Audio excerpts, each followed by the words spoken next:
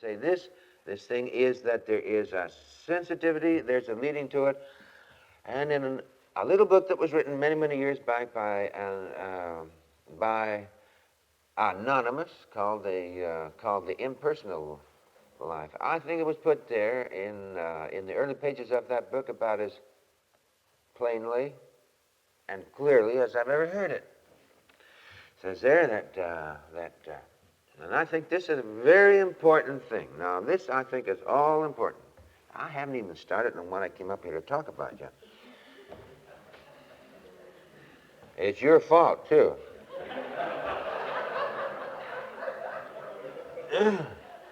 But anyway, it said that what is happening there is that something that you already know. In other words, there's an interior recognition of it. Something that you already know, which was unconscious, subconscious, whatever these words are, and nobody in the world knows where or what or how a subconscious or an unconscious is. We are just putting tags on things that we don't know. But anyway, it's there.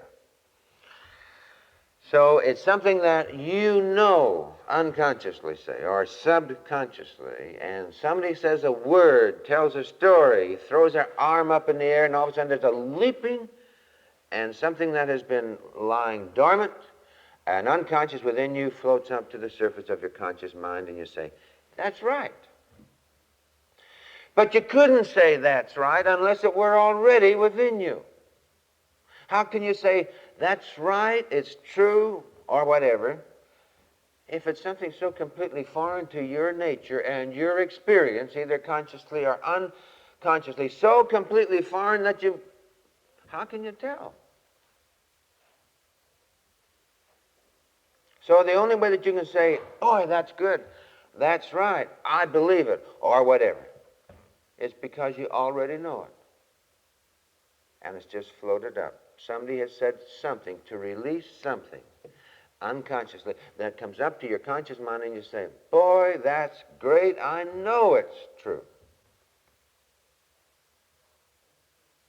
So no matter who may be talking, no matter who may be doing whatever it is that they may be doing, and you have this leapingness on the inside, you say, that's right. Or I believe, or there's just a warmth that comes over you. You've just heard the voice of God. I don't care what it sounds like, whether it's a baritone or a soprano or a child's voice. And it can happen in any kind of circumstances whatsoever.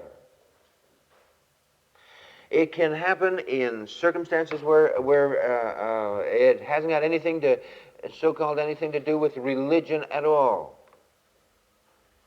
When Augustine was a young man and was going through the struggle, which was going to eventually lead him to the point of commitment and a giving over of his life, and becoming one of the, as we all know now, which he didn't know then, but which we all know now, one of the great figures of Western history. More than just a great figure in Christendom, of all Western history, literature. He heard God speak to him. He said, yeah? How do you do that? Well, with the interior struggle, which was going on within him. He was out in a friend's garden one afternoon. Beside himself, he was sort of walking back and forth and always going through this little war, this turmoil on the inside. And on the other side of the wall, there were some children. And they were playing a children's game. They weren't being erudite. They weren't speaking, I don't know what, Greek or whatever it was. They weren't reading out of the Bible. They weren't doing all of these things. They weren't even praying. They were just playing a plain, ordinary children's game. And part of the phrase of this thing was, take up and read. Take up and read. They were just playing a game. Came out of a little kid's mouth.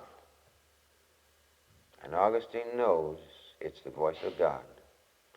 You say there's a conviction, there's a compulsion, a feeling of having to do something because somebody said something. They've released something in you. Now, they may talk volumes afterwards. I mean, they may go on gabbing, just like I am now. But if it's just one sentence, if it's just one phrase in it which gets through to you, forget the rest.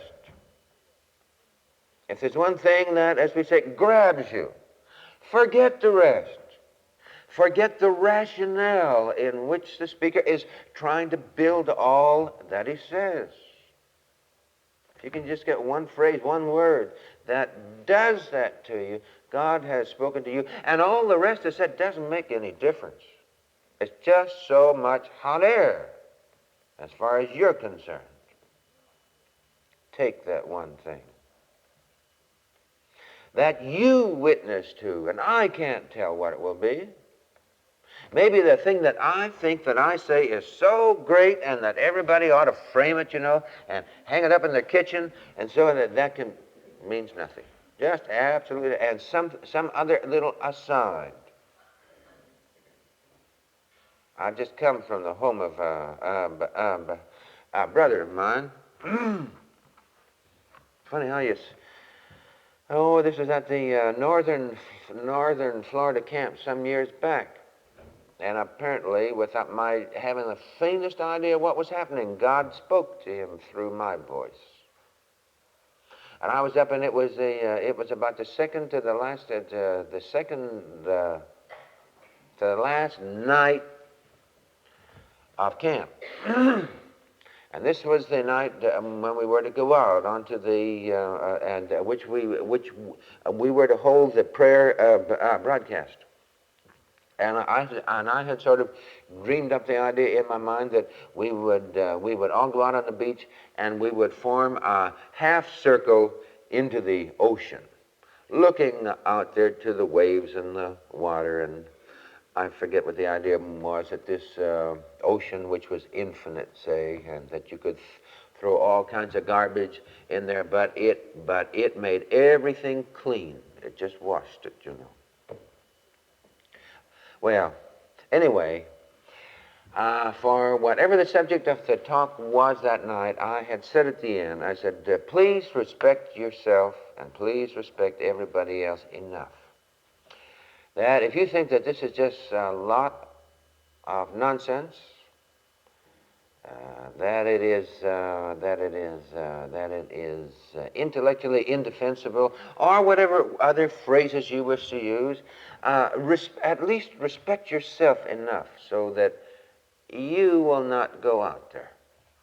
And let only the ones go out there who really believe that something in the way of prayer, that some spiritual power is going to be let loose on life, in ways that we don't know even.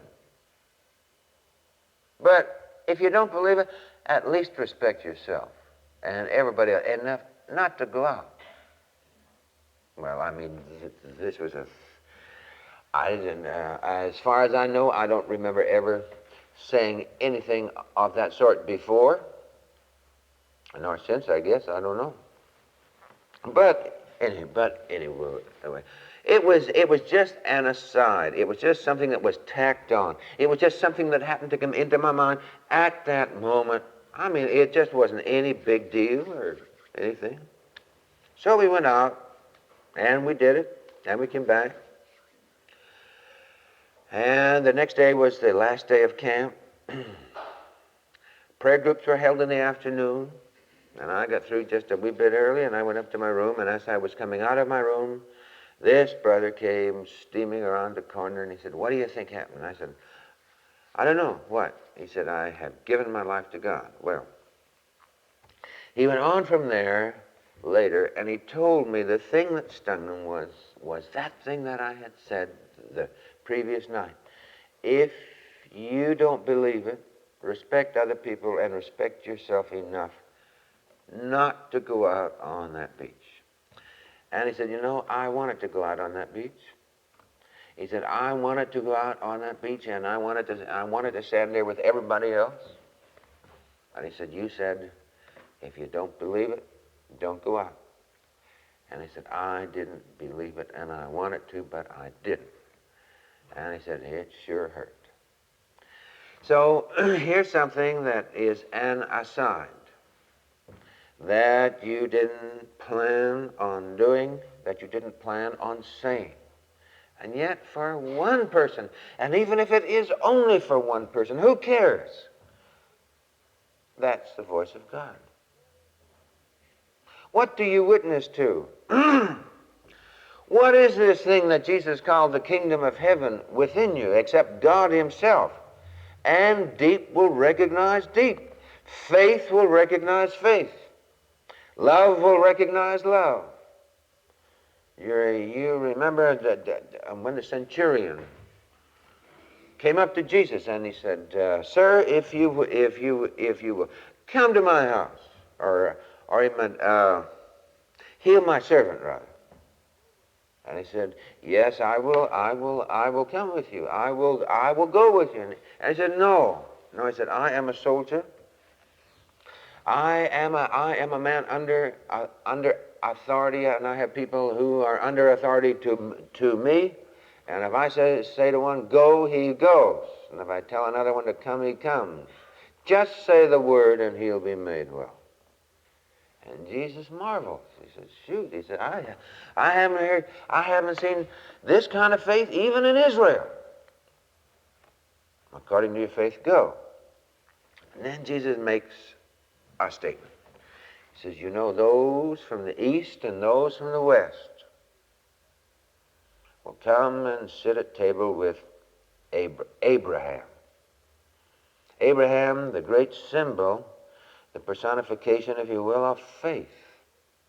What he's saying is, faith will recognize faith. It doesn't matter whether you happen to be a Hindu or a Jew or an Irishman or whatever it is. Those of faith who live their faith. Oh, some Irish people have faith. You quit laughing. But anyway, those that live this way, heck, you don't have to introduce them to each other. You know each other. What about the person that lives with trust and faith? I mean, trust and love. Well, it doesn't matter what they are, what their nationality happens to be. It doesn't matter. Fact of the matter is that it doesn't matter what time in history they live. You could be living now, and you can pick up a book maybe that was written in the year 800 or whatever it is, and you open it up, and all of a sudden, as far as you're concerned, this is as contemporary as can be. Boy, you relate the thing immediately, and whoever wrote this, you know, was like you in spirit, and you're like them in spirit. You know each other. You don't have to be introduced. Just like that. There are people that you meet, it's as if you've known them for 1,000 years.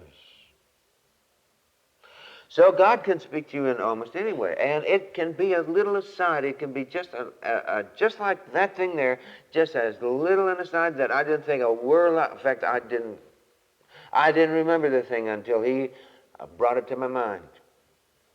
Or who was that man? I think his name was Jackson, and he became head of the London Healing Mission. And this man was a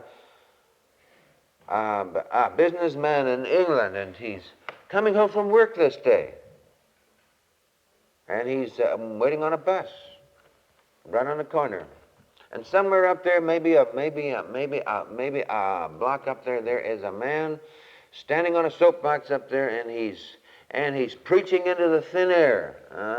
There may be just a few people that are standing around him, but I mean, he's so fanatical, or he's so nutty, or he's so conservative, or he's so this or that whatever the gospel is to him, he's going to give it away, even if he has to stand on a street corner and do it. Whether individuals laugh at him, that's beside the point. He's going to get up there and he's going to preach the gospel. And these are the kind of people that we oftentimes say, well, I mean, they're just a little bit queer, you know. they're nuts or whatever it is, and we think, well, he's sincere, but I don't want to have anything to do with this man. Well, just as this, the bus pulls up, and this man is just about to get on it, and coming over the air here, he hears this guy has shouted something into the air. Something about what are you going to do with your life, or whatever it is. I don't remember it now, but the book is out of print now. But the book was called One Man's Testimony, and it was a very, very good book too. Well, he gets on the bus and the door slams, but this thing that came through the air just hit him. And I don't know how long it took, maybe about a week, but this guy had a good job, gives it up. And here he is married, and he has children, and goes on to seminary. And finally ends up as head of the London Healing Mission. God spoke to him in the person of the kind of a person that maybe you just wouldn't like to have others see you associating with, because it does something to you. You witness to it. There are innumerable truths. I mean, truth is so big. Beauty is so big. Perfection in all kinds is so infinite. You can't cram it all down anybody's mouth, but you don't need it all either. You just need the one little part that you will witness to. And you don't have to be smart, and you don't have to be sane even. Harry Denham, who either is or used to be head of the board of evangelism of the Methodist Church. He tells a story about this minister. And there was a man in his church called Half-Wit Charlie, and they were all just as kind to him as they could be, you know. But I mean, he just wasn't number one, number A exhibit if you had guests. That's just about all there was in it. I mean, you kind of hit him off to the side or whatever it was. And this minister was preaching in his church on a Sunday night, and there was a businessman in the city there that he had never been able to get, I mean, close to or influence in any way. He was a businessman, a man that was looked up to by others, and by golly, here he is right in the service, and this man walks in. Fact of the matter is, he had this minister had called on him, and he had been told without any ifs, ands, and that this guy was not interested in religion, and he didn't want to be talked to about it, period.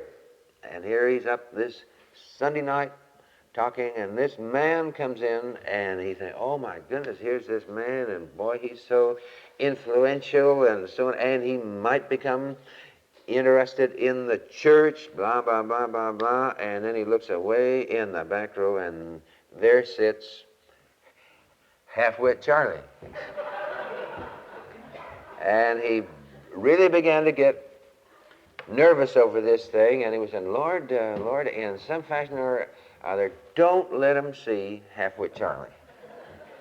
Or, Lord, if he does, I mean, you get Half-Wit Charlie over to some other part of the building there. I mean, don't let him meet. I mean, this is not the time for it, Lord. And the service is just over, and boy, Half-Wit's up there, and he makes a mad dash for this man. And the minister's heart just goes right down his shoes. Oh, Lord. And he saw Half-Wit go up to him, and he just grabbed him by the chest here, and he stuck his face up in him, and this man gets mad, and he stomps out. And the minister said, oh, shoot, it's ruined. Just ruined. Why did that have to happen? After all these years, you know. He got a phone call on Monday, and it was from this man. He was wanting him to come up to his office. And the story that he told was that immediately after the service was over last night, halfway Charlie rushed up to him and he said, "Do you want to go to heaven?" And I said, "No." And he said, "Well, go to hell." Go to hell. Go to hell. Go to hell.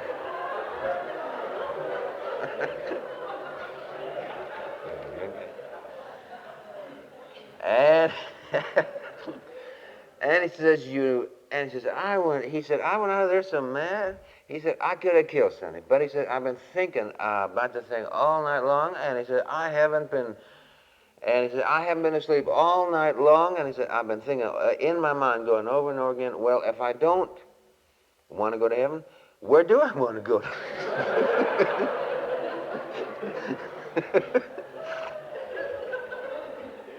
And he says, I have been thinking about this thing all night long and morning, and he says, I have decided that I want to go to heaven, and he said, I want to join the church. So God sounded like half-wit Charlie. It isn't so much that. Become just a little bit loose on the inside. God can talk in many, many ways. He can talk in many languages. He can talk through the things that you see. I was out with a person not too long back, and this person knows, nothing about modern art. And here's this big painting there, and it's just a lot of I don't know what. It's like that guy, he went into the New York Museum of Modern Art, and he stood there and he looked around all this stuff, and he says, I don't understand it. I just don't understand it. And he's just getting madder and madder. I don't understand anything about it. Don't understand it. And this artist walked up to him, and he said, buddy, he said, do you understand Chinese? He said, no. He said, well, millions of people do.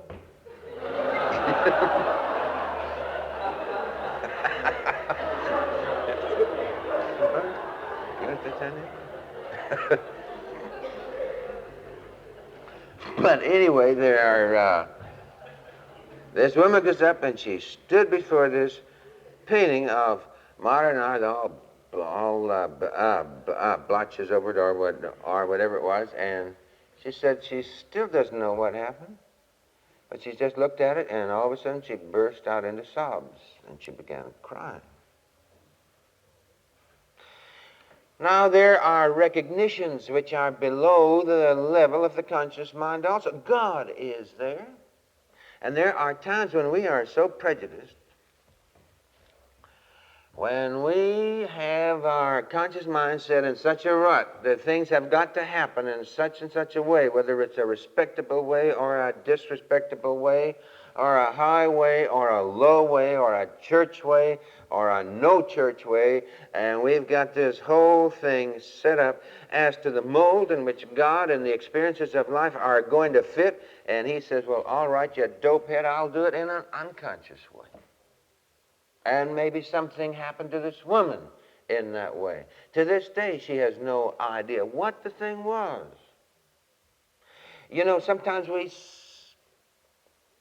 think that in order for a thing to be meaningful to us, that it has to be understandable. In other words, it has to be conformed to this conscious mind. And it doesn't. We take people into mental institutions, and through working with their hands and everything else, they work things out. How can they talk it out if it's an unconscious thing? So it gets worked out in an unconscious way. So God can talk to you even in experiences like that.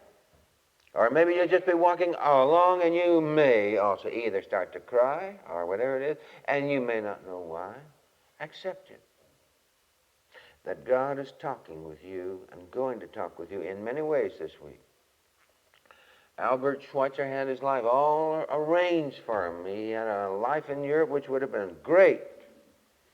And he's returning from or going to concert, and as he walks through the town square of this little French town, there is a story of, there is a statue of a French soldier, and kneeling at his feet is a black man. And this was stuck up in the town square to commemorate the fact that the French had conquered Africa, you know, and that the black man was down at his feet. And this is what it meant to most people. It was for the glory of France. Great. Except for one man that walks through that square, and he doesn't see that thing as the glory of France at all. He sees it as the horrible thing of what white civilization had done to the black man of Africa, and the tremendous guilt that white civilization has to face up to here. And Schweitzer gave up his life. God talked to him in a statue. All of a sudden his life fell into place, and he knew what he had to do. So there are many ways that this happens. And I have not given what I said I would do here. Shall we pray? Gracious Father, thank you. Thank you, thank you, thank you, Jesus. Thank you, all prophets and angels and archangels and all the things conscious and unconscious that we know about and don't know, but the allness of life. Fill us. Lead us. Give us that thrill, that childlike thrill of falling into place here and hereafter. In Jesus' name, amen.